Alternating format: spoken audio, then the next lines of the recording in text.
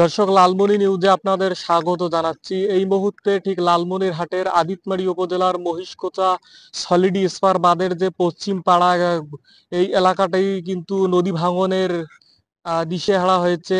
পাশাপাশি যে রোপা আমন যে রোপণ করেছে, সেই রোপা আমনের যে ধান ক্ষেতগুলো রয়েছে সেগুলো কিন্তু নদী পানিতে কিন্তু ভেঙে পড়ে যাচ্ছে। পাশাপাশি কয়েকশো বাড়িঘর কিন্তু হুমকির মুখে পড়েছে।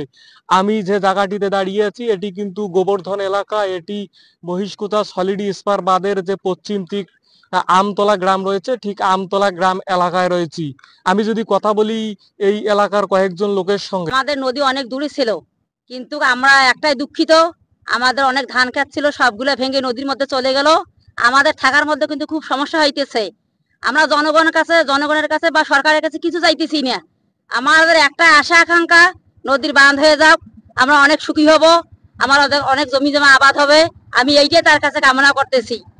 কিন্তু আমাদের দিকে এই নদী এলাকায় গোবর্ধনে আমাদের দিকে কেউ দেখতেছে না। এখন কে দেখবে আমি সেটাও জানি না।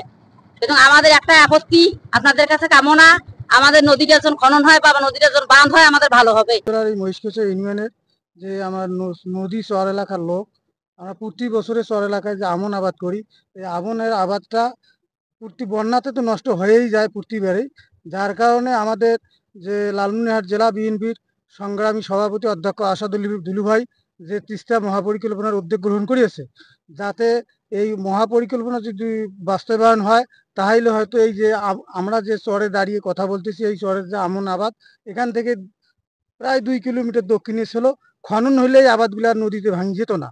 যার কারণে সরকারের কাছে আমরা দাবি করব, জোর দাবি করব, যাতে আমাদের আগামী 1লা জানুয়ারিতে এই তিস্তা নদী খনন হয়, বাস্তবায়ন হয়।